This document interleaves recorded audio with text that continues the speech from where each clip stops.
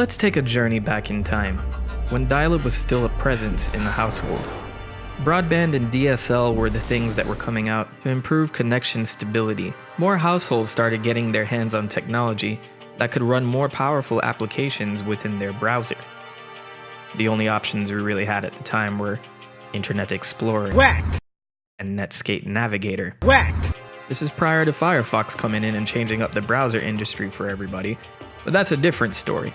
What we want to cover today were online chat games that were popping up in the early 2000s. One with a big presence at the time was called Habo Hotel, where you get to interact with other people, create your own Habo, essentially, which is an avatar, and chat with other people. I don't have too much personal experience with this game, but it does serve as a great starting point to my main topic. We're talking about Coke Studios, or CokeMusic, as it was known before that, or myCoke. It went through like 4 different name changes. But yes, this was something that launched in January 2002, based on the technology that was created from the popular online game Habo Hotel.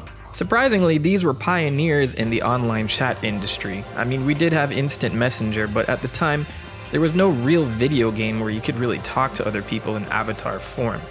Maybe I'm missing a few, but this seems to be one of the earliest forms of that, aside from maybe a few other Flash games that were around at the time. So Coca-Cola decided to step into this industry to promote Coke overall, and it worked for people my age at the time, in my early teens, where I got to go online and basically interact with other people and not talk about Coca-Cola in a Coca-Cola themed game. This was an online chat game created in January 2002 by VML Inc., and that was an Atlanta-based agency using core technology created by Sulake Corporation. So to play this game, you had to make sure that you're logging in at the time that Coke wants you to. Otherwise, the servers would shut down and you're shit out of luck. So the premise of the game is that you create a V-Ego, which is a virtual ego, or also known as avatar for us nowadays, and you would join small servers where you're basically someone trying to play your Fire mixtape for everybody else. You'd basically make mixtapes with canned samples that were provided by Coke in some sort of studio program based in Flash.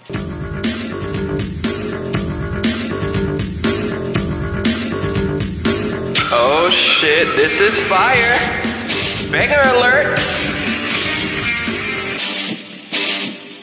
And once you completed your song based on those samples, you would essentially play it for the rest of the server, or these small rooms of maybe 30 people, and they would upvote the song if they liked it, or give it a thumbs down if it was shit.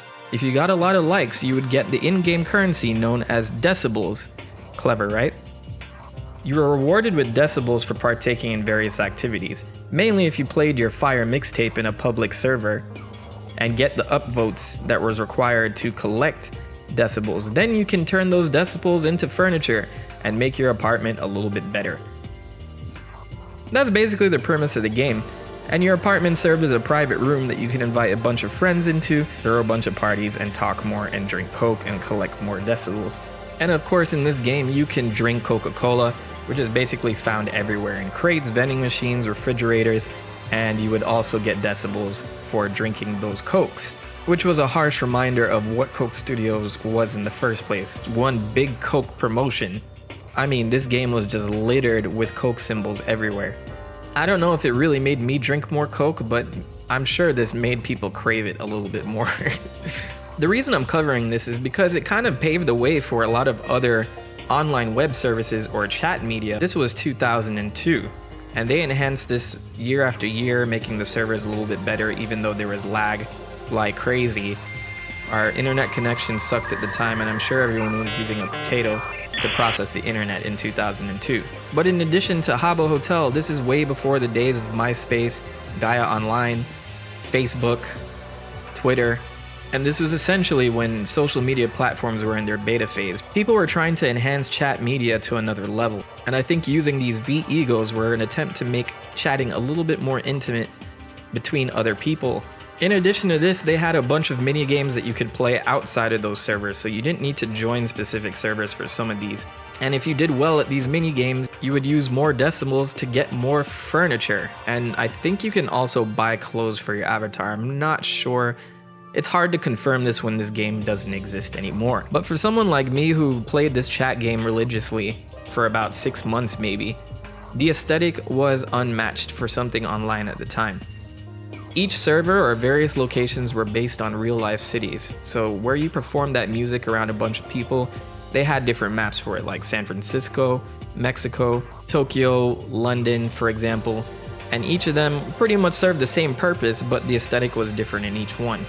And you could meet different people who were in those locations, and if you made close enough friends, you could add them to your friends list, and you can also invite them to your private apartment for parties or chat or what have you.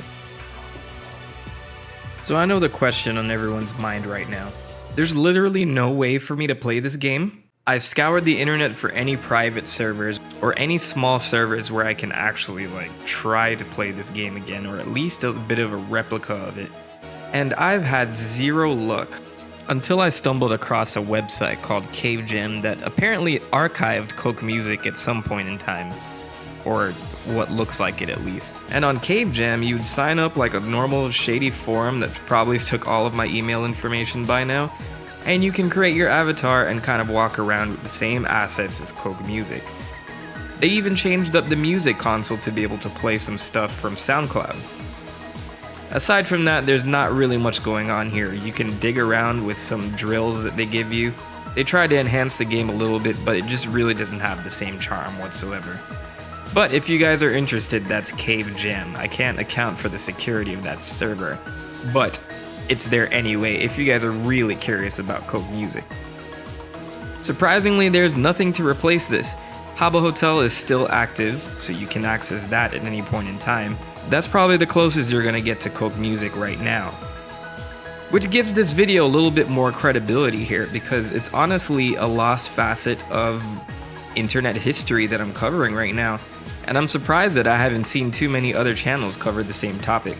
You can find some old legacy videos that I've used in this YouTube video, but aside from that, there's only pictures really and what I showed you today.